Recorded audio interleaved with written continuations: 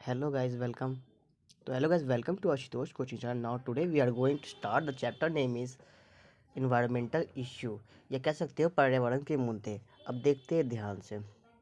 इसमें हमें पढ़ना है पर्यावरण के मुद्दे और जैसे कि 16.1 में दे रखा है वायु प्रदूषण एवं इसका नियंत्रण और जल प्रदूषण एवं उसका नियंत्रण और उसके बाद है ठोस उपशिष्ट और उसके बाद है हमारा कृषि रसायन एवं उनके प्रभाव। ओके, और रेडियो सक्रिय अपशिष्ट भी है। उसके बाद है हमारा ग्रीन हाउस प्रभाव एवं व्यापी तापमंडल में ओजोन का अवक्षय एवं संसाधन की अनुचित उपयोग एवं उनके समुचित संरक्षण द्वारा निम्नीकरण। और उसके बाद है वनोन्मूलन। ओके, चलो स्टार्ट करते हैं। चलो स्टार्ट नाउ। देखो, जैसा कि तुम लोग जानते हो, गत 100 वर्षों में मनुष्य की जनता में भारी बढ़ोतरी हुई है। ओके, इसके कारण अन्न, जल और घर, बिजली, सड़क, वाहन और अन्य वस्तुओं में भारी मांग में वृद्धि हुई है। परिणाम स्वरूप हमारे प्राकृतिक संसाधनों पर काफ़ी दबाव पड़ रहा है और वायु, जल तथा भूमि प्रदूषण बढ़ता जा रहा है। और आज भी आवश्यकता की विकास की प्रक्रिया को बिना रोके अपने महत्वपूर्ण संसाधनों को खराब होने एवं निम्नीकरण और उनके अवक्षयों को रोके और इसे प्रदूषित होने से बचाए। प्रदूषण क्या होता है? देखो, प्रदूषण उसको इंग्लिश में कहते हैं पॉल्यूशन। प्रदूषण वायु, भूमि और जल, मृदा के भौतिक एवं रासायनिक या जैविक अभिलक्षणों का एक अवांछनीय परिवर्तन है। ओके, उसके बाद क्या है? अवांछनीय परिवर्तन उत्पन्न होने के कारकों को प्रदूषण कहते हैं। ओके, यह पॉल्यूटेंट कहते हैं। ओके, मतलब जहाँ से वो चीज़ प्रदूषण शुरू हो, मतलब कहते नहीं है अवांछनीय परिवर्तन उत्पन्न करने के कारकों को प्रदूषक कहते हैं, यानी कि पॉल्यूटेंट कहते हैं। अर्थात पर्यावरण के प्रदूषण को नियंत्रित करने के अर्थात पर्यावरण के प्रदूषण को नियंत्रित करना तथा इसकी संरक्षा करने एवं हमारे एक मिनट पढ़ने के लिए काम एवं हमारे पर्यावरण की गुणवत्ता सुधारने के लिए भारत सरकार द्वारा पर्यावरण संरक्षा अधिनियम लागू किया गया है 1986 में, जो कि जिसमें कि मतलब कि पर्यावरण को कैसे सुधारना है, इन सबके बहुत सारे नियम कानून दिए गए हैं। तो ये तारीख को ध्यान रखना, काफ़ी इंपॉर्टेंट एग्जाम के पॉइंट ऑफ व्यू से काम आएगा। ओके, उसके बाद आता है वायु प्रदूषण और इसका नियंत्रण कैसे होता है। देखो, पहली बात ये जानो कि हम श्वसन संबंधी आवश्यकताओं के लिए वायु पर निर्भर रहते हैं। वायु जो होती है सभी जीवों को क्षति पहुंचाती है, मतलब वायु जो होता है सभी जीवों को क्षति पहुंचाती है। वे फसल में वृद्धि एवं उत्पादक कम करने और इनके कारण पौधे अपरिविक्त अवस्था में मर जाते हैं। वायु प्रदूषक मनुष्य और पशुओं के श्वसन तंत्र पर काफ़ी हानिकारक प्रभाव डालते हैं और ये हानिकारक प्रदूषक की सांद्रता अभी उद्भाषण काल में और जीव पर निर्भर करते हैं। और देखा जाए नॉर्मली तो ताप विद्युत संयंत्रों के धूम्र स्तंभ यानी कि कहते नहीं है स्मोक स्टैक्स एवं कणीय ध्रुव और अन्य उद्योगों से हानिकारक गैसों जब नाइट्रोजन ऑक्सीजन आदि के साथ पार्टिकुलेट और गैसीय वायु प्रदूषक भी निकलते हैं, तो वायुमंडल में हानिकारक गैसों को छोड़ने से पहले इन प्रदूषकों को पृथक करके या निस्यंदित करके यानी कि फिल्टर करके बाहर निकाल देना चाहिए, क्योंकि कणीय पदार्थों को निकलने में के कई तरीके होते हैं। ठीक है, सबसे अधिक व्यापक रूप से जो तरीका अपनाया जाता है वह वैद्युत अवक्षेपण होता है। ठीक है ना, जिसमें क्या होता है तो वैद्युत अवक्षेपित है जो ताप में संयंत्रण के निर्वाता यानी कि इंजॉस्ट में मौजूद 99% यानी कि जो कणीय पदार्थ जो होते हैं उनको हटा देते हैं और इसमें इलेक्ट्रोड तार होता है जिसमें हजारों वोल्ट गुजरता है, ठीक है ना। जो कोरोना उत्पन्न करता है और इससे इलेक्ट्रॉन निकलते हैं और ये इलेक्ट्रॉन धूल के कण से सट जाते हैं और इन्हें ऋण आवेश यानी कि निगेटिव चार्ज प्रदान किया जाता है। ओके, एंड संचायक एवं पट्टिकाएं नीचे की ओर आ जाती है और आवेशित धूल कणों की आकर्षित होते हैं। मतलब होता क्या है, देखो सीधी बात यहाँ पे ये है कि जब भी इसमें कोई एक्सपेरिमेंट मतलब किसी धूल को अलग करना होता है तो क्या किया जाता है, उसमें एक करंट रॉड लगा के उसे करंट पास किया जाता है और जितने भी उसमें निगेटिव चार्ज होता है और क्या करता है वो धूल को अपनी तरफ अट्रैक्ट कर लेता है, ठीक है। उसके बाद कहा जाए तो उसके बाद कहा जाए तो पट्टिकाओं के बीच वेग यानी कि वेलोसिटी यानी कि काफ़ी कम होती है जिसमें किसी धूल के नीचे मार्कज यानी मतलब धूल के नीचे गिर जाए या फिर मार्कज स्क्रबर नाम की संरचना यानी कि सल्फर डाइऑक्साइड गैसीय को हटा सकती है और यह मार्कज जल या चूने का फुहार से गुजरता है। और हाल ही हमने कणीय पदार्थ जो बहुत ही छोटे होते हैं अवक्षेपित्र द्वारा हटाए नहीं जाते हैं के खतरे का अनुभव किया जाता है। मतलब हटाए नहीं जाते, उनके खतरों का अनुभव किया जाता है। और केंद्रीय प्रदूषण नियंत्रण बोर्ड यानी कि CBS कहते नहीं है CPCB के अनुसार 2.5 माइक्रोमीटर या कम व्यास के आकार PM2.5 यानी कि के कण पदार्थ मानव स्वास्थ्य के लिए हानिकारक एवं नुकसानदेह है। यानी कि कितने वाले, जितने भी 2.5 PM छोटे जो पार्टिकल्स होते हैं वो इंसान के लिए काफ़ी जानलेवा होते हैं। सांस अंदर लेते हैं तो ये सूक्ष्म कणीय पदार्थों के फेफड़ों के भीतर चले जाते हैं और इनसे जैसे श्वसन संचलन उत्तेजन और शोथ और फेफड़ा के क्षति एवं तथा अकाल मृत्यु हो सकती है। मतलब होता क्या है, जब हम सांस लेते हैं तो ये पार्टिकल्स हमारे नाक में जाकर उसमें बहुत सारी बीमारियां फैला सकती है जिससे हमारी मृत्यु भी हो सकती है। उसके बाद आता है सांस। महानगरों में स्वचालित वाहन प्रदूषण के प्रमुख कारण है। जैसे सड़कों पर वाहनों की संख्या बढ़ती है तो यह समस्या अन्य शहरों में भी रही है, ठीक है। अब देखा जाए स्वचालित वाहनों पर रख रखाव उचित होना चाहिए। उनकी सीमा रहित पेट्रोल एवं डीजल का प्रयोग होने से उत्सर्जित प्रदूषकों की मात्रा कम हो सकती है, ठीक है। अब देखा जाए तो उत्प्रेरक परिवर्तक यानी कि कैटालिटिक कन्वर्टर में कीमती धातु ऐसे प्लेटिनम और रेडियो एक्टिव लगे होते हैं जो एक मिनट हाँ, कैटालिटिक कन्वर्टर में कीमती धातु प्लेटिनम यानी कि पैलेडियम और रोडियम में लगे होते हैं जो उत्प्रेरक यानी कि कैटलिस्टिक का कार्य करते हैं। ये परिवर्तक स्वचालित वाहनों में लगे होते हैं और विषैले गैसों के उत्सर्जन को कम करते हैं। जैसे कि ही निर्वात उत्प्रेरक परिवर्तन होकर गुजरता है तो अगदद हाइड्रोकार्बन डाइऑक्साइड यानी कि हाइड्रो कार्बन डाइऑक्साइड वही लिखा हुआ है और जल में बदल जाते हैं और कार्बन मोनोऑक्साइड तथा नाइट्रिक ऑक्साइड क्रमशः कार्बन डाइऑक्साइड और नाइट्रोजन गैस में परिवर्तन हो जाते हैं। ओके, उत्प्रेरक उत्प्रेरक परिवर्तक युक्त मोटर वाहनों में शीशा रहित एवं अनलेडेड पेट्रोल का उपयोग करना चाहिए क्योंकि शीशा युक्त पेट्रोल उत्प्रेरक को अक्रिय करता है। वाहन वायु प्रदूषण का नियंत्रण। दिल्ली में किया गया एक अध्ययन यानी कि वाहनों की संख्या पर काफ़ी अधिक होने के कारण दिल्ली में वायु का प्रदूषण स्तर देश में सबसे अधिक है। यहाँ पर वाहनों की संख्या गुजरात पश्चिम बंगाल में कुल मिलाकर जितने वाहन वहाँ से अधिक यहाँ है। एवं सन 1990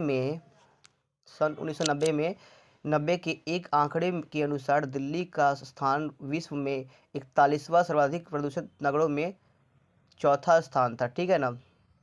दिल्ली में वायु प्रदूषण का मामला इतना खतरनाक हो गया था कि भारत में सर्वोच्च न्यायालय में एक जनहित याचिका याचिका यानी कि PIL दायर की गई।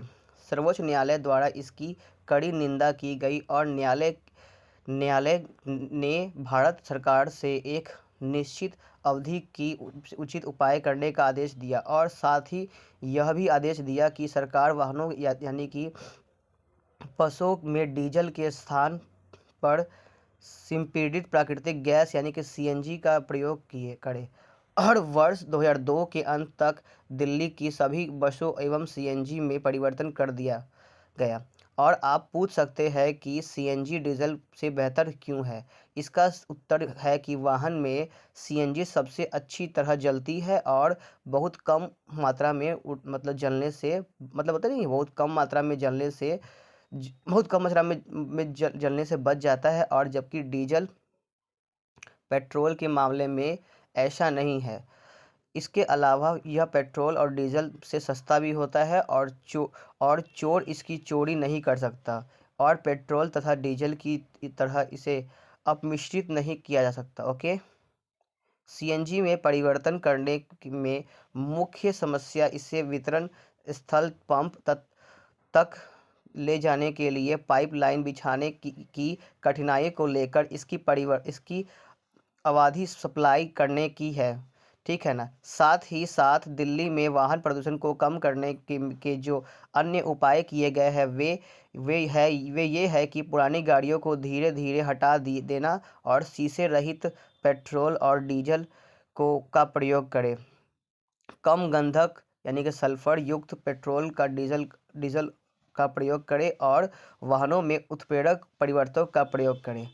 वाहन के लिए कठोर प्रदूषण स्तर लागू करना आदि है। भारत सरकार ने एक नई वाहन नीति के तहत यहाँ के शहरों में वाहन प्रदूषण को कम करने के लिए मार्गदर्शी सिद्धांत निर्धारित किया। ईंधन के लिए अधिक कठोर मानक बनाए गए और ताकि पेट्रोल और डीजल में धीरे धीरे गंधक एवं एरोमेटिक की मात्रा कम हो जाए। उदाहरण के लिए यूरो 3 मानक के स्तर डीजल एवं पेट्रोल में गंधक भी नियंत्रित क्रमशः 350 और 150 पार्ट्स मिलियन यानी कि ppm में बटे हुए थे। ठीक है, ये बहुत इंपॉर्टेंट है। इस पूरे लाइन को ध्यान रखना, दिमाग में बैठा लो। ठीक है, इसका स्क्रीनशॉट शॉर्ट करो। Short, what did you get? Short.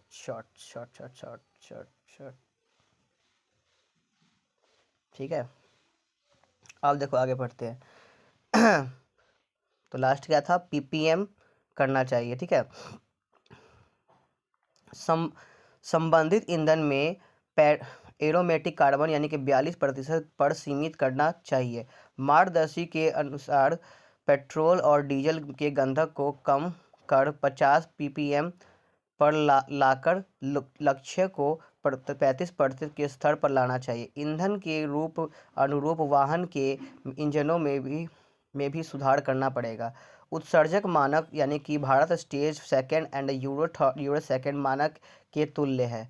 Okay, अब भारत में किसी भी नगर में लागू नहीं है और भारत में उत्सर्जक मानकों नवीनतम विवरण तालिका 6.1 में दे रखा है। जैसे कि 4 पहिए के लिए होता है भारत स्टेज 4 है, मानक है, और जिसमें होता है कि इसमें क्या लागू किया था? ये लागू किया गया था करीब 2017 में। ठीक है, अप्रैल में।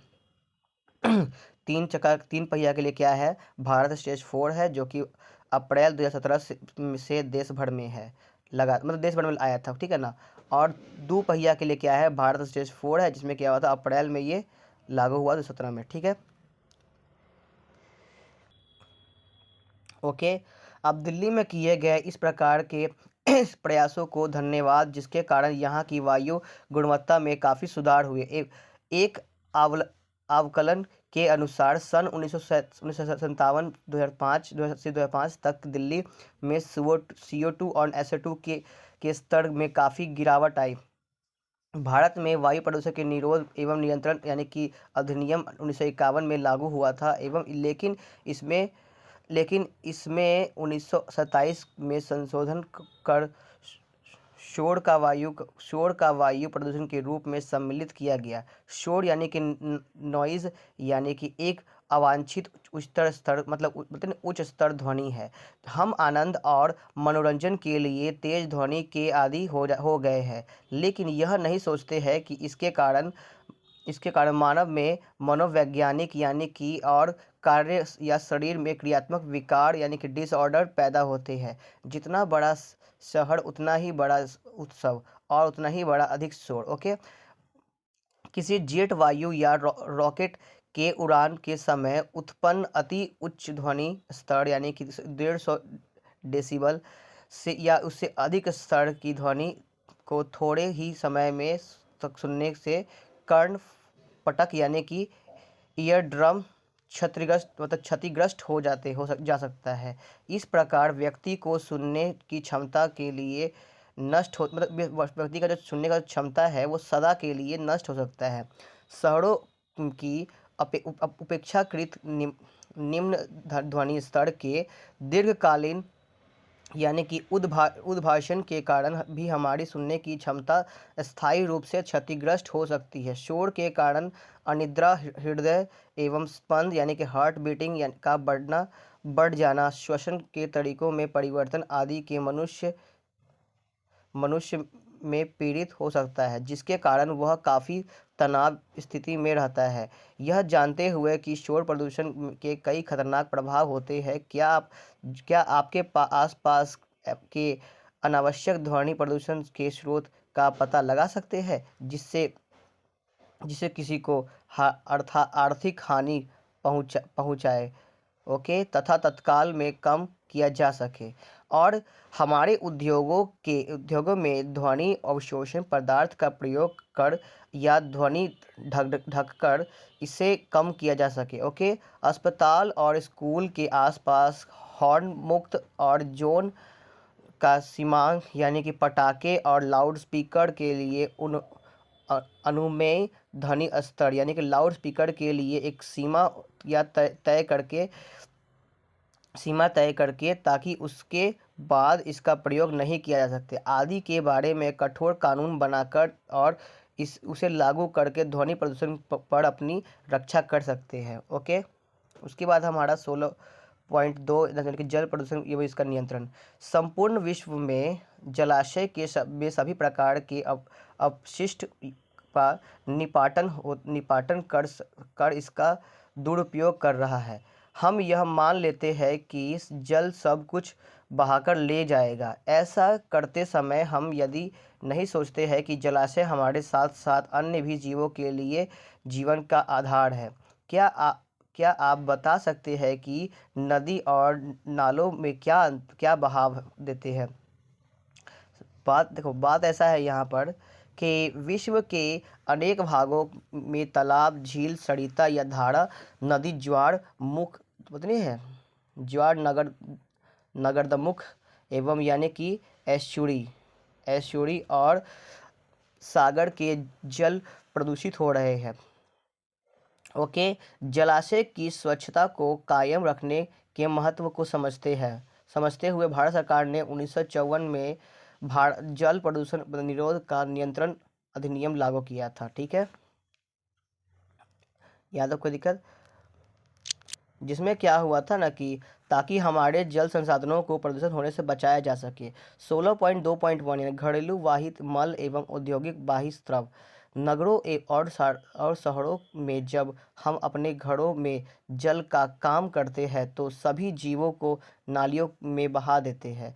और आपको कभी आश्चर्य हुआ है कि हमारे घरों से निकलने वाला वाहित मल कहाँ जाता है? तो सुनो, क्या कमीपस्त नदी में लेकर जाकर डालने या इसके मिलाने से पूर्व वाही मल का उपचार किया जा सकता है? तो केवल 0.1% अपद्रव्यों यानी कि इम्प्योरिटीज के कारण ही घरेलू वाहत मल यानी मानव के उपयोग के लायक नहीं रहता। चित्र 16.2 में देखना, ठीक है ना। यानी कि आप वाहित मल उपचार संयंत्र के बारे में अध्याय 10 में पढ़ चुके हैं। ठोस पदार्थों को निकालना और उपेक्षाकृत आसान है, लेकिन विलीन लवण जैसे नाइट्रोजन फॉस्फेट और अन्य पोषकों तथा विषैले धातु आयनों और कार्बनिक यौगिक निकालना कठिन है। घरेलू मल मुख्य रूप से जैव निम्नीकरण ओके जैव निम्नीकरण कार्बन पदार्थ होते हैं जिनका अपघटन यानी कि डिकम्पोजिशन आसानी से हो जाता है।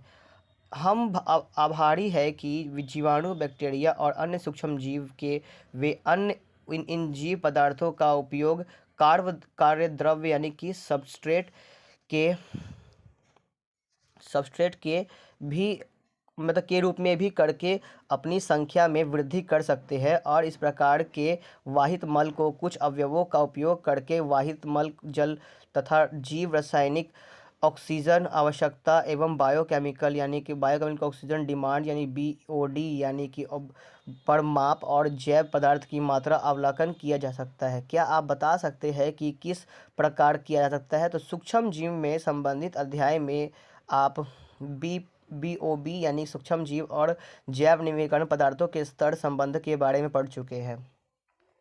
ओके, चित्र 16.2 में कुछ परिवर्तक दर्शाए गए हैं जिन्हें नदी में वाहित मल के विसर्जन के पश्चात देखा जा सकता है। अभिवाही जलाशय में जैव पदार्थ के जैव निम्नीकरण यानी कि बायोडिग्रेडेशन एंड से जुड़े सूक्ष्म जीव ऑक्सीजन में काफ़ी मात्रा में उपभोग करते हैं।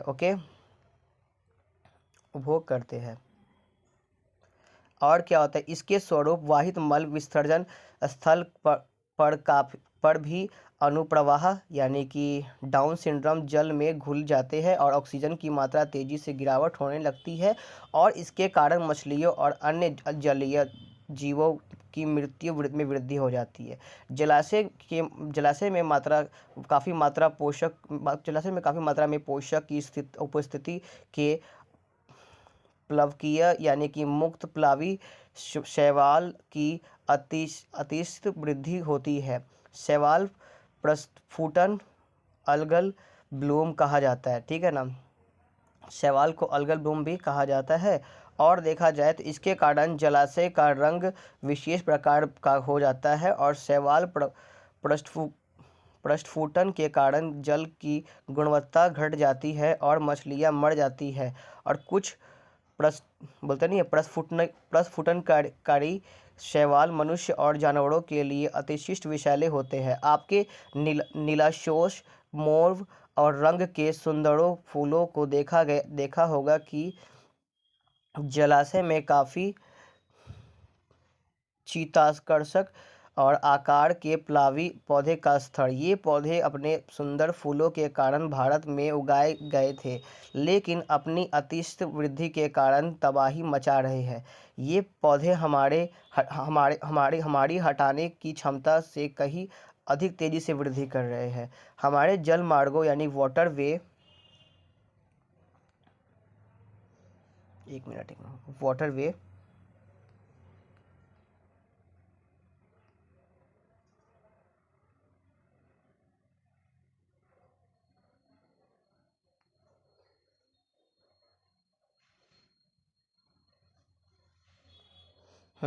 वाटरवे को अवरुद्ध कर ये जल हाइसिंथ यानी पादप है, जो विश्व में सबसे अधिक समस्या तथा उत्पन्न करने वाला खरपतवार यानी कि कीट है, जिन्हें बंगाल की आतंक भी कहा जाता है। और ये पादप सुपोषी जलाशय में काफ़ी वृद्धि करते हैं और इसके परिवंत्रिक गति को संतुलित कर देते हैं। हमारे घरों के साथ साथ अस्पतालों के वाहित मल में भी बहुत अवांछित रोगजनक एवं सूक्ष्म जीव हो सकते हैं, और इस उचित स्तर पर उपचार के बिना इसको जल में विसर्जित करने में कठिन रोग और जैसे पेचिश, अतिसार, टाइफाइड, पीलिव एंड जॉन्डिस एंड हैजा कोलेरा आदि हो सकता है। घरेलू वाहित मल की उपेक्षा उद्योगी जैसे पेट्रोलियम, कागज उत्पादक, धातु निष्कर्षण, एक्सट्रेक्शन और प्रसंस्करण यानी कि प्रोसेसिंग एंड रासायनिक उत्पादक आदि के अपशिष्ट जल में प्रायः यानी विषैले पदार्थ, खासकर भारी धातु, ऐसा तत्व जिनका घनत्व 5 ग्राम से ज़्यादा हो, ग्राम सेंटीमीटर से 12। ओके। और उसके बाद देखा जाए तो और कई प्रकार के कार्बनिक यौगिक है। ओके, कई बार कार्बनिक यौगिक जैसे तुम्हारा हो गया ना, जैसे तुम्हारा हो गया पारा हो गया, कैडमियम हो गया, तांबा हो गया, सीसा हो गया आदि हो गया। और कई प्रकार के कार्बनिक यौगिक होते हैं। उद्योगों के अपशिष्ट जल में प्रायः विद्यमान और कुछ विषैले पदार्थ में जलीय खाद जैसे श्रृंखला जैसे जैव आवर्धन कर सकते हैं। जैव आवर्धन का तात्पर्य है क्रमिक पोस्तर यानी कि ट्रॉपिक लेवल यानी कि पर अविषाक्त की सांद्रता में वृद्धि का होना।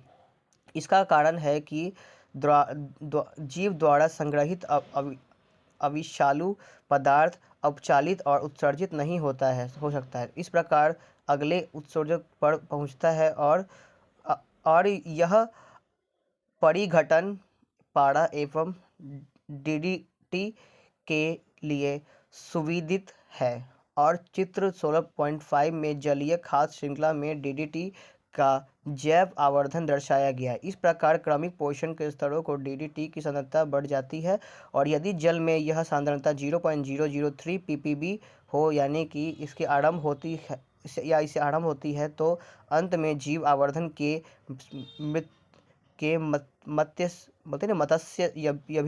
मत्स्य भी पक्षियों में बढ़कर 25 ppm हो जाती है।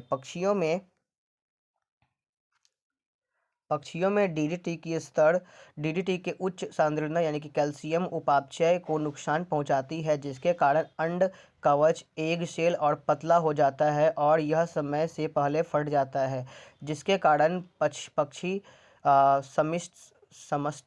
समष्टित एवं बर्ड पॉपुलेशन यानी कि इनकी संख्या में कमी आ जाती है। सुपोषण क्या होता है? यूट्रोफिकेशन को ही बोलते हैं, सुपोषण कहते हैं। क्या कहते हैं? सुपोषण। झील का प्राकृतिक काल प्रभावम एवं एजेंट दर्शाता है कि यानी झील अधिक उम्र की हो जाती है। यह इसके जल की जैव समृद्धि के कारण होता है। तरुण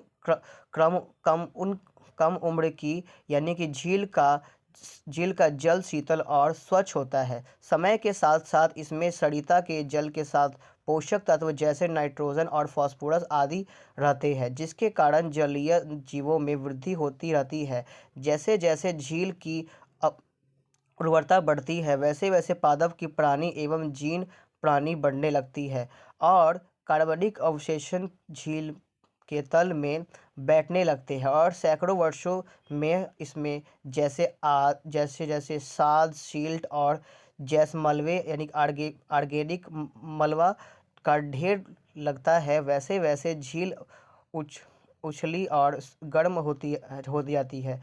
झील के ठंडे पर्यावरण वाले जीव के स्थान पर उष्ण जल यानी जीव रहने लगते हैं और कच्छ पादप उछली जगह पर जड़ जमा लेते हैं और झील का मूल द्रव्य यानी कि बेसिन का भरने लगते हैं और उथले झील में कच्छ यानी कि मार्श पादप का उग जाते हैं और मूल झील में बेसिन उसमें भर जाता है और कालांतर में झील काफ़ी संख्या में प्लावी पादपों यानी कि दलदल या बॉग में से भर जाता है और अंत में भूमि में परिवर्तन हो जाता है और जलवायु यानी झील का साइज और अन्य कारकों के अनुसार झील का यह प्राकृतिक काल प्रभावन हजारों वर्षों में होता है। और फिर भी मनुष्य के क्रियाकलाप जैसे उद्योगों और घरों में बहिर्स्राव यानी कि कहते नहीं है एफ्लुएंट एंड काल प्रभाव प्रक्रम में मूलत यानी तेजी से ला सकते हैं और यह प्रक्रिया को संघर्ष क्लोरल एंड यानी कि त्वरित सुपोषण यानी कि कहा जाता है। गत शताब्दी में पृथ्वी के कई भागों में झील का वाहित मल कृषि और कृषि तथा औद्योगिक अपशिष्ट के कारण तीव्र सुपोषण हुआ है। इसके मुख्य सदूषण बोलते नहीं है संदूषण नाइट्रेट और फॉस्फेट है, जैसे पौधे के लिए पोषण का कार्य। इनके कारण शैवाल की वृद्धि में अवक्षेपी होती है और जिसकी वजह से अम्लनिक मलफेन संक्रामक बने हैं और रुचि गंधक निकलती है। ऐसा होने से जल में विलीन ऑक्सीजन भी अन्य जीवों में के लिए अनिवार्य होगा, यानी कि वाइटल है, और उसके बाद समाप्त हो जाती है। ओके। साथ ही झील में बहकर आने वाले अन्य प्रदूषक संपूर्ण मत्स्य समस्तित्व को विषाक्त कर सकता है, जिनके अपघटन के अवशेष से जल में विलीन ऑक्सीजन की मात्रा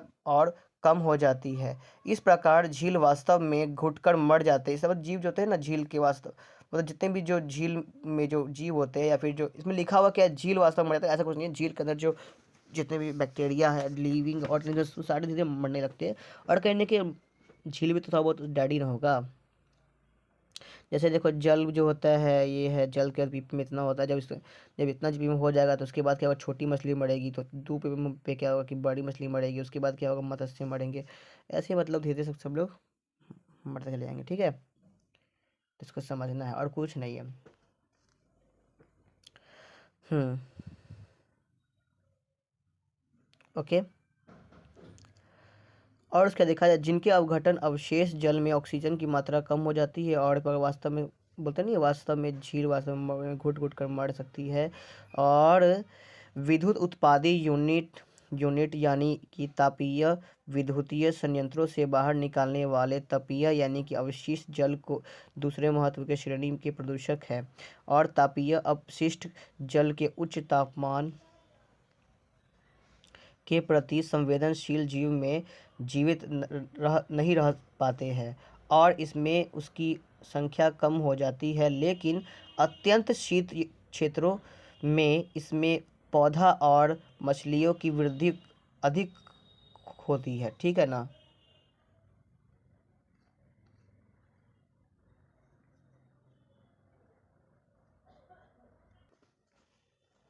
उसके बाद के प्रति संवेदनशील जीव नहीं रह पाते हैं और इसमें उनकी संख्या कम हो जाती है। लेकिन अत्यंत शीत क्षेत्रों में इसमें पौधे और और कहो या तत्व को बात वही है, तत्वा मछलियों की वृद्धि अधिक होती है।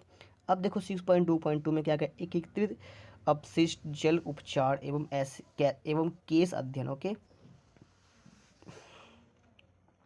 वाहित मल उपशिष्ट जल का उपचार एकीकृत ढंग से कृत्रिम और प्राकृतिक दोनों प्रक्रमों को मिला जुलाकर किया जा सकता है। इस प्रक्रम का प्रयास कैलिफोर्निया के उत्तरी तट पर स्थित अकार्टा के शहर में किया गया है। हम्बोल्ट स्टेट यूनिवर्सिटी के जीव वैज्ञानिक के सहयोग से बाहर लोगों के प्राकृतिक तंत्र के अंग तंत्र एकत्रित कर उपचार प्रक्रम तैयार किया गया है। जलोपचार का कार्य 2 चरणों में किया जाता है। क परंपरागत अपसाधन, जिसमें निस्यंदत एवं क्लोरोफिल द्वारा उपचार किया जाता है। इस चरण के बाद भी खतरनाक प्रदूषण जैसे भारी धातु काफ़ी मात्रा में घुले रह जाते हैं। इसे दूर करने के लिए नवीन प्रक्रिया अपनाई जा गई है। और जीव वैज्ञानिक में लगभग 60 हेक्टेयर कच्छ भूमि के आपस में जुड़े हुए हैं और 6 कच्छों मार्क्स की एक श्रृंखला।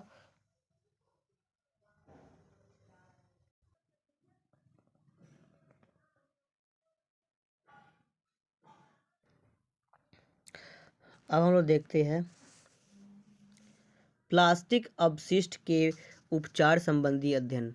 देखो बंगलौर में प्लास्टिक की बोरी के उत्पादनकर्ता यानी 57% अहमद खान ने प्लास्टिक की अपशिष्ट की सतत बढ़ती हुई समस्या एक आदर्श हल ढूंढ लिया है।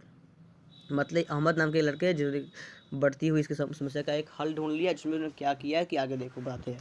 उन्होंने क्या किया, वह पिछले 20 वर्षों से प्लास्टिक की बोरियां बना रहा है। लगभग 8 वर्ष पहले उसने महसूस किया कि प्लास्टिक अपशिष्ट का एक वास्तव समस्या है और उसकी कंपनी ने पुष्चक्रित परिवर्तित यानी प्लास्टिक का कहते नहीं है पॉलीब्लेंड्स नामक एक महीन पाउडर तैयार किया।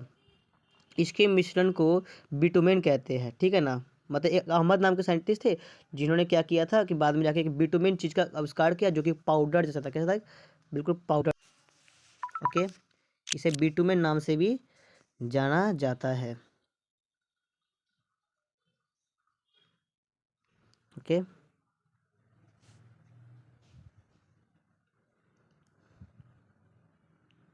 यहाँ तक कोई दिक्कत नहीं। बिटुमेन जो होता है, बिटुमेन का जो जल विस्कर्षक जो होता है, रिपेलेंट, सॉरी यहाँ थे, और पॉलीब्लेंट के सम्मिलित ब्लेंड का प्रयोग करके सड़क बनाते हैं, ताकि समय किया तो पाया कि बिटुमेन का जल विकर्षक रिपेलेंट गुण बढ़ गया है। इसके कारण सड़क की आयु 3 गुना अधिक हो जाती है और पॉलीब्लेंड बनाने के लिए कच्चे माल के रूप में किसी प्लास्टिक फिल्म यानी कि अपशिष्ट का प्रयोग किया जाता है। प्लास्टिक एक अवशिष्ट के लिए कचरा चुनने वालों को जहां 0.40 रुपये के प्रति किलोग्राम मिलती है, अब खान ने उन्हें 6 रुपये प्रति किलोग्राम मिलने लगे। मतलब जो पहले क्या था कि वो इतना मिलता था, बाद में क्या हुआ कि इसने बढ़ा के 6 रुपये कर दिया ताकि उसके भी फायदे हो। अब देखो, बेंगलोर में खान की तकनीक का प्रयोग कर 2002 तक लगभग 40 किलोमीटर सड़क का निर्माण हो चुका हुआ था। वहाँ पर अब खान को पॉली बैग तैयार करने के लिए जल्द ही प्लास्टिक अपशिष्ट की कमी पड़ने लगेगी। लेकिन पॉलीब्लेंड्स की खोज के लिए आभार मानना चाहिए कि अब प्लास्टिक अपशिष्ट के दमघोंटू दुष्प्रभाव में बचाव सकते हैं। मतलब बचा को अपने को दुष्प्रभाव को अपने को बचा सकते हैं। अब अस्पताल से खतरनाक अपशिष्ट निकलते हैं और जिसमें विषाक्रामक डिसइंफेक्टेड एंड और अन्य हानिकारक रसायन तथा रोगजनक सूक्ष्म जीव भी होते हैं। इस प्रकार के अवशिष्ट के सावधानीपूर्वक उपचार और निपटान की आवश्यकता होती है। अस्पताल के अपशिष्ट के निपटान के लिए भस्मक यानी कि इंसिनरेटर्स का प्रयोग अत्यंत आवश्यक है। ऐसे कंप्यूटर इलेक्ट्रॉन सामान जो मरम्मत के लायक नहीं रह जाते हैं और इलेक्ट्रॉन अपशिष्ट ई वेस्ट कहलाते हैं। ओके, और ई अपशिष्ट प्लास्टिक को लैंडफिल्स में गाड़ दिया जाता है और जलाकर भस्म कर दिया जाता है। विकास देशों में प्रादर्शित ई अपशिष्ट का आधे से अधिक भाग विकासशील देशों में खास चीन, भारत पाकिस्तान के निर्यात में किया जाता है, जबकि तांबा, लोहा और सिलिकॉन, निकल, स्वर्ण जैसे धातु यानी पुनर्चक्रण यानी कि रिसाइक्लिंग प्रक्रिया द्वारा किए जाते हैं। विकसित देशों में ई अपशिष्ट के पुनर्चक्रण की सुविधा उपलब्ध है, लेकिन विकासशील देशों में यह कार्य प्रायः हाथ से किया जाता है और इस कार्य से जड़ें और कर्मियाँ और ई अपशिष्ट के मौजूद विषैले पदार्थों का प्रभाव पड़ता है। ई अपशिष्ट के उपचार का एकमात्र हल पुनश्चक्रण है। यदि इसे पर्यावरण अनुकूलन या हितैषी तरीके में किया जाए तो।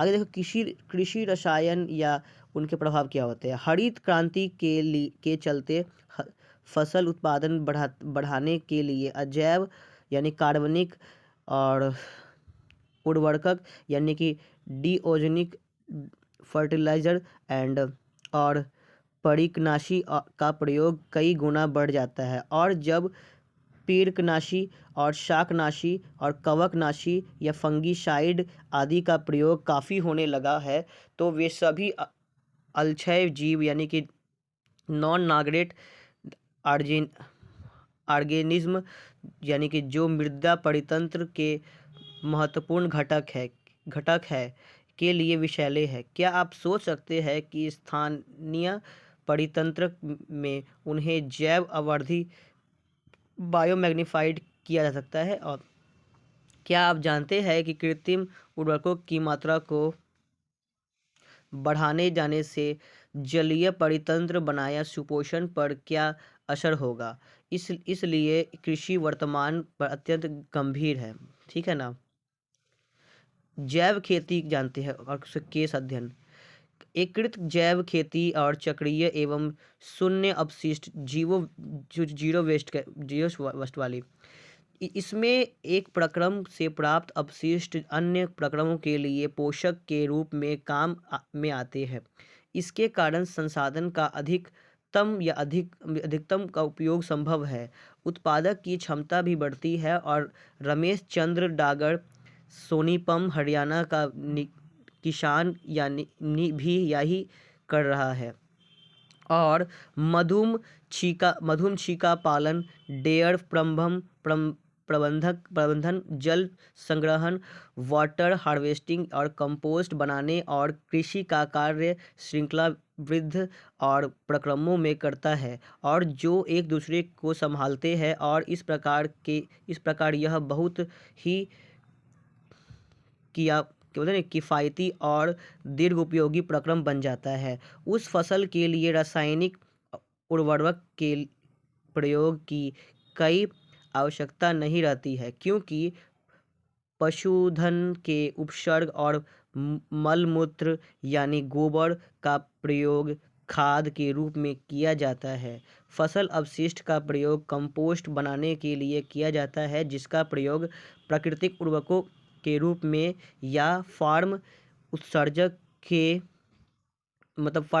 की आवश्यकता की पूर्ति के लिए प्राकृतिक गैस के उत्पादन में किया जा सकता है। इस सूचना के प्रसार और एकत्रित जैव खेती और प्रयोग की सहायता से प्रदान करने के लिए एक डाइगर ने हरियाणा किसान कल्याण क्लब बनाया, जिसकी वर्तमान सदस्य संख्या 5000 कृषक है। 16.5 रेडियो सक्रिय अपशिष्ट क्या होता है? ठीक है। न्यूक्लिक अपशिष्ट से निकलने वाली विकिरण जीवों के लिए बेहद नुकसानदेह होता है, क्योंकि इसके कारण अति उच्च दर से उत्परिवर्तन म्यूटेशन होता है। और न्यूक्लियर अपशिष्ट विकिरण की ज़्यादा मात्रा डोज घातक यानी जानलेवा लीथल होती है, लेकिन कम मात्रा के कारण कई विकार होते हैं। इसका सबसे अधिक बार होने वाला विकार कैंसर यानी कि इसलिए न्यूक्लिक अपशिष्ट अत्यंत प्रभावकारी प्रदूषक है। उसके देखा जाए तो यह सिफारिश की गई है कि भंडारण का कार्य उचित रूप में कवचित पात्रों में चट्टानों के नीचे लगभग 500 मीटर की गहराई में पृथ्वी में गाड़कर करना चाहिए। यद्यपि निपटान की इस विधि के बारे में भी लोगों का कड़ा विरोध है। आप क्या सोचते हैं कि निपटान के इस तरीके में काफ़ी लोग सहमत नहीं हैं? इसके बारे में आप ऐसा क्यों सोचते हैं?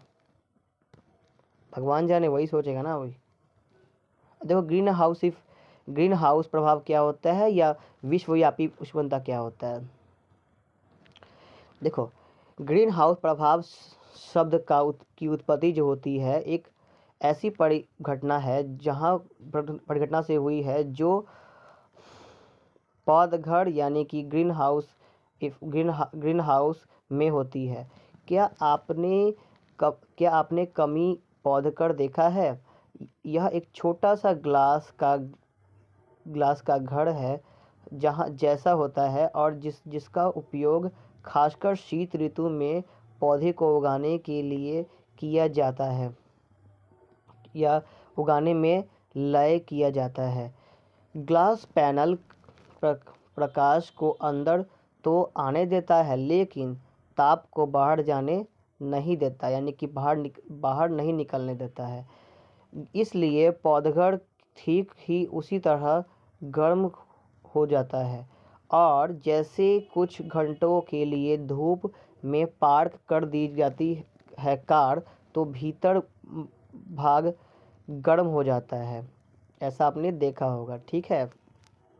उसके बाद देखो तो ग्रीन हाउस प्रभाव क्या होता है। प्रकृति में होने वाली परिघटना है जिसके कारण पृथ्वी की सतह वायुमंडल गर्म हो जाती है। आपको यह जानकर आश्चर्य होगा कि यदि ग्रीन हाउस प्रभाव नहीं होता तो आज पृथ्वी की सतह पर औसत ताप 15 डिग्री सेंटीग्रेड रहने वाला के बजाय 18 डिग्री यानी कि शून्य से नीचे डिग्री सेंटीग्रेड रहता। ग्रीन हाउस प्रभाव को समझने के लिए यह जानना जरूरी है कि सबसे बाहरी वायुमंडल में पहुंचने वाली सूर्य के किरण की ऊर्जा क्या होता है। चित्र 16.2 में देखें तो देख लेंगे बाद में, अब क्योंकि हमको रीडिंग करना है ना। पृथ्वी की ओर आने वाले और विवी किरण बोलते हैं, विवी किरण का लगभग 1/4 भाग बादलों और गैसों से वितरित रिफ्लेक्ट हो जाता है, ठीक है ना। वितरित हो जाता है, रिफ्लेक्ट हो जाता है, और दूसरा चौथाई भाग वायुमंडलीय गैसों द्वारा अवशोषित हो जाता है। लगभग आधा आग यानी कि इनकमिंग और विवी किरण पृथ्वी की सतह पर पड़ता है और उसे गर्म करता है। इसका इंफ्रारेड रेडिएशन कुछ भाग परिवर्तन होकर लौट जाता है। पृथ्वी की सतह अंतरिक्ष में अवरक्त विकिरण के रूप में ऊष्मा हीट यानी उत्सर्जित करता है, लेकिन इसका केवल बहुत छोटा भाग यानी कि बोलते हैं tiny fraction, okay, tiny fraction ही अंतरिक्ष में जाता है, क्योंकि इसका अधिकांश भाग वायुमंडलीय गैसों यानी कार्बन डाइऑक्साइड, मीथेन, जल वाष्प, नाइट्रोजन ऑक्साइड, क्लोरोफ्लोरोकार्बन के द्वारा अवशोषित हो जाता है। इसके गैसों के अणु यानी कि मॉलिक्यूल्स ऊर्जा और उष्मा ऊर्जा या हीट एनर्जी विकसित करते हैं और इसका अधिकतर भाग पृथ्वी की सतह पर पुनः आ जाता है और इसे फिर से गर्म करता है। इस चक्रम अनेक बार होता है। इस प्रकार पृथ्वी का सतह और निम्नांतर वायुमंडल गर्म होता है। ऊपर वर्णित गैसों को आमतौर पर ग्रीन हाउस इफेक्ट कहा जाता है और क्यों इन्हें कारण है कि ग्रीन हाउस प्रभाव पड़ते हैं। अब देखो, क्योंकि इन्हीं कारण से मतलब ग्रीन हाउस पे पड़ते हैं और ग्रीन हाउस गैसों के स्तरों में वृद्धि के कारण पृथ्वी की सतह पर का ताप काफ़ी बढ़ जाता है, जिसके कारण विश्वव्यापी ऊष्मा होती है और गत शताब्दी में पृथ्वी के तापमान 0.6 डिग्री सेंटीग्रेड में वृद्धि हुई। इनमें से अधिकतर वृद्धि पिछले 3 दशकों में ही हुई है। एक सुझाव के अनुसार सन 2100 तक तापमान 1.4 टू 5.8 डिग्री सेंटीग्रेड तक बढ़ जाएगा। यानी कि वैज्ञानिक मानक है कि तापमान में वृद्धि पर्यावरण हानिकारक परिवर्तन होते हैं, जिसके परिणाम स्वरूप जलवायु परिवर्तन जैसे EI तीनों प्रभाव है और होते हैं और इसके फलस्वरूप ध्रुवीय टोपियों और अन्य जगहों जैसे हिमालय की चोटियों का पिघलना बढ़ जाता है और कई वर्षों तक इसमें समुद्र का स्तर बढ़ेगा, जो कई समुद्र तटीय क्षेत्रों को जलमग्न कर देगा और वैश्विक ऊष्मा से अधिक होने के कारण परिवर्तन का कुल परिदृश्य अभी भी सक्रिय अनुसंधान का विषय है। हम लोग विश्वव्यापी उष्णता को किस किस प्रकार नियंत्रण कर सकते हैं। तो बात यहाँ है, इसका उपाय है कि जीवाश्म ईंधन के प्रयोग को कम करना और ऊर्जा दक्षता को सुधार लाना और वनोन्मूलन को कम करना तथा वृक्षारोपण और मनुष्य की बढ़ती हुई जनसंख्या को कम करना और वायुमंडल ग्रीन हाउस इफेक्ट के उत्सर्जन को कम करने के लिए अंतर्राष्ट्रीय प्रयास भी किए जा रहे हैं।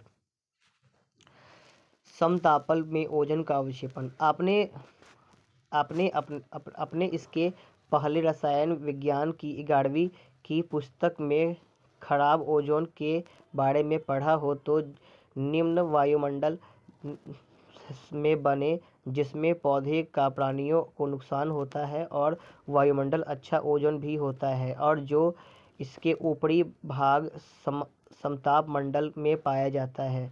यह सूर्य के से निकली पराबैंगनी विकिरण और विकिरण का अवशोषण करने के कवच का काम करता है। सजीवों के डीएनए और प्रोटीन खासकर पराबैंगनी किरणों से अवशोषित करते हैं और इसकी उच्च ऊर्जा इन अणुओं के रासायनिक आबंध यानी कि केमिकल बॉन्ड को भंग करते हैं। इस प्रकार पराबैंगनी सजीवों के लिए बेहद हानिकारक है। वायुमंडल से निकले भाग के निचले भाग से लेकर शिखर तक के वायु स्तंभ यानी कि कॉलम में ओजोन की मोटाई डॉब्सन यूनिट में मापी जाती है। तो ओजोन की यूनिट में नापी जाती है डॉब्सन यूनिट में। आणविक ऑक्सीजन पर पराबैंगनी किरणों की प्रक्रिया के फलस्वरूप ओजोन की सतह पर बढ़ती रहती है और समताप मंडल में आणविक ऑक्सीजन में निम्नीकरण डिग्रेडेशन भी होता है। यानी कि उसके बाद देखा जाए तो समताप मंडल में ओजोन के उत्पाद के अवक्षय निम्नीकरण में संतुलन होना चाहिए। हाल में क्लोरोफ्लोरोकार्बन यानी कि CFC के द्वारा निम्नीकरण बढ़ जाने से इसका संतुलन बिगड़ गया है। वायुमंडल के निचले भाग में उत्सर्जित CFCs ऊपरी की ओर उठता है और यह समताप मंडल में पहुंचता है और समताप मंडल में पराबैंगनी किरणों पर उस कार्य और इसके कारण C1 परमाणु का मोचन रिलीज होता है और C1 के कारण ओजोन का निम्नीकरण होता है और जिनके कारण आणविक ऑक्सीजन का मोचन होता है। इस अभिक्रिया में C1 परमाणु का उपभोग नहीं होता है क्योंकि यह सिर्फ उत्प्रेरक का कार्य करता है। इसके लिए समताप मंडल में जो क्लोरोफ्लोरोकार्बन जुड़ते हैं उनका ओजोन स्तर पर स्थायी और सतत प्रभाव पड़ता है। यद्यपि समताप मंडल ओजोन का अवक्षय विस्तृत रूप से होता रहता है तो लेकिन अवक्षय बोलते नहीं है एंटार्कटिक जो होता है ना, एंटार्कटिक क्षेत्र में खासकर विशेष रूप से अधिक होता है। इसके फलस्वरूप यहाँ काफ़ी बड़े क्षेत्र में ओजोन की परत काफ़ी फैली गई होती है जिसे सामान्यतः ओजोन छिद्र कहा जाता है। ओके,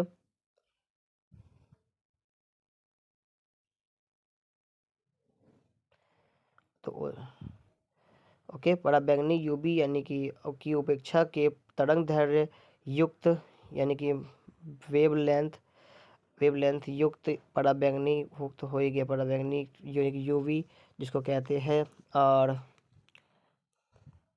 विकिरण पृथ्वी के वायुमंडल द्वारा पूरा का पूरा अवशोष हो जाता है और बशर्ते कि ओजोन का स्तर ज्यों त्यों रहे। लेकिन यूवी रे DNA और ANA और NA और क्षतिग्रस्त करता है और उत्परिवर्तन हो सकता है। इसके कारण देखो इसके कारण होता क्या है, इसके कारण त्वचा में बुढ़ापे के लक्षण दिखते हैं और इसकी कोशिकाएं क्षतिग्रस्त हो जाती है और विविध प्रकार के त्वचा कैंसर हो जाते हैं और आँख का स्वच्छमंडल कॉर्निया यूवी विकिरण का अवशोषण करता है। इसकी उच्च मात्रा के कारण कॉर्निया में शोथ हो जाता है और जिसे हिम अंधता या सोनोलमाइडेनेस कहते हैं या मोतियाबिंद आदि भी कहा जाता है। ओके, इसके उद्भाषण से स्थायी रूप से क्षतिग्रस्त हो सकता है। ओके, अब देखा जाए तो ओजोन अवक्षय के हानिकारक प्रभाव को देखते हुए सन 1927 में मॉन्ट्रियल कनाडा में अंतर्राष्ट्रीय संधि पर हस्ताक्षर हुए, जिसे मॉन्ट्रियल प्रोटोकॉल कहा जाता है। यह संधि 1998 में से प्रभावित हुई। ओजोन अवक्षयकारी पदार्थों के उत्सर्जन पर नियंत्रित के बाद पर कई अधिक प्रयास किए गए तथा प्रोटोकॉल में विकसित और विकासशील देशों के लिए अलग अलग निश्चित दिशा निर्देश जोड़े गए, जिससे कि CFC और अन्य ओजोन अवक्षयकारी रसायनों के उत्सर्जनों में को कम किया जाए। 6.8 संसाधन के अनुचित प्रयोग और अनुचित अनुरक्षण द्वारा निम्नीकरण। प्राकृतिक संसाधनों का निम्नीकरण न केवल प्रदूषण की प्रक्रिया के कारण होता है, बल्कि संसाधनों के उपयोग के कारण के वे जो अनुचित तरीके हैं उनके कारण भी होता है। मृत्यु अपरदन या मरुस्थलीकरण क्या होता है? सबसे ऊपरी मृदा के उर्वरक होने में सैकड़ों वर्ष लग जाते हैं, लेकिन मनुष्य के क्रियाकलापों जैसे अधिक खेती करने की आबादी, चराई और वनोन्मूलन और सिंचाई के घटिया तरीकों के कारण यह शीर्ष स्तर पर आसानी से हटाया जा सकता है, जिसके कारण शुष्क भूमि खंड बन जाते हैं और कालांतर में जब ये भूमिखंड आपस में जुड़ जाते हैं तो मरुस्थल का निर्माण होता है। पूरे विश्व में यह माना जाता है कि मरुस्थलीय खासकर बढ़ते हुए नगरीकरण के कारण आजकल एक मनुष्य समस्या है, खुद मुख्य समस्या है। जल क्रांति या मृदा लवणता क्या होता है? जल के उचित विकास के बिना सिंचाई के कारण मृदा के जलाकृति वाटर और लॉगिंग होती है। फसल को प्रभावित करने के साथ साथ इसे मृदा की सतह पर लवण आ जाता है। तब यह लवण भूमि की सतह पर पर्टको क्रस्ट के रूप में जमा हो जाता है और यह पौधों की जड़ों पर एकत्रित होने लगता है। लवण की बढ़ती हुई मात्रा फसल की वृद्धि में नुकसानदेह है और कृषि के लिए बेहद हानिकारक है। जल क्रांति और लवणता में कुछ ऐसी समस्या है जो हरित क्रांति के कारण आई है। अब आता है वनोन्मूलन क्या होता है? वन प्रदेश का वन रहित क्षेत्र में रूपांतरित करना और वनोन्मूलन कहा जाता है। एक आकलन के अनुसार शीतोष्ण क्षेत्र में केवल 1% वन नष्ट हुए हैं, जबकि उष्णकटिबंध में लगभग 40% वन नष्ट हो गए हैं। भारत के खासकर निवर्धीकरण की वर्तमान स्थिति काफ़ी दयनीय और 20वीं सदी के प्रारंभ के भारत कुल क्षेत्र में लगभग 30% का भाग में जंगल थे। सदी के अंत में यह घटकर 21.54% तक रह गया है। भारत की राष्ट्रीय वन नीति 1958 में सिफारिश की गई कि मैदान के इलाकों में 33% जंगल होने चाहिए। पर्यावरण के क्षेत्र में 67% जो होता है, यानी कि 67% जो होता है जंगल क्षेत्र होना चाहिए। वनोन्मूलन किस प्रकार होता है और इसके लिए कोई कारण नहीं, इसका मतलब नहीं है इसके लिए कोई एक कारण नहीं, बल्कि मृत्यु के कई कार्य वनोन्मूलन यानी वनों की उन्मूलन की सहायता है। और वनोन्मूलन एक मुख्य कारण है कि वन प्रदेश में को कृषि भूमि में बदला जा रहा है, जिससे मनुष्य की संख्या बढ़ती जा रही है और जनसंख्या के लिए भोजन उपलब्ध हो सके। और वृक्ष इमारती लकड़ी और टिम्बर, काष्ठ ईंधन और पशु फार्म और अन्य कई उद्देश्यों के लिए काटे जाते हैं। काटो और जलाओ कृषि यानी कि स्लैश और बर्न कृषि यानी कि बोलते नहीं है एग्रीकल्वर या जिसे आमतौर भारत में उत्तर पूर्वी राज्यों में झूम खेती यानी कि कल्टीवेशन कहा जाता है। कि इसके कारण होता क्या है, वनोन्मूलन, उसके कारण वनमूलन हो रहा है और कांटों और जलाओ कृषि में कृषक जंगल के काट देते हैं और पादप